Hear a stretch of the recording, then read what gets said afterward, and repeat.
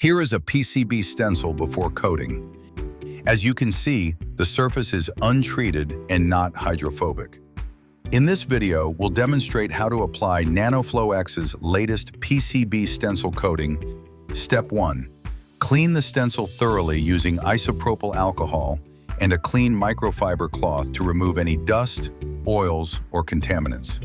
Allow the surface to dry completely. Step 2. Apply the first coat by spraying NanoFlowX stencil coating onto the stencil.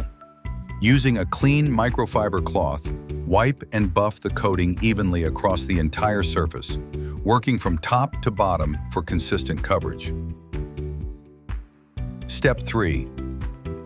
For maximum performance, repeat the process by applying a second coat using the same spray, wipe, and buff method. Step 4. Once both coats have been applied, allow the stencil to air dry for 24 hours. After curing, the NanoFlowX coated stencil becomes highly hydrophobic, causing water to bead and slide off with minimal streaking. In comparison, the uncoated stencil allows water droplets to cling to the surface. NanoFlowX creates a smooth, water-repellent surface that helps improve stencil performance and cleanliness. Thank you for watching.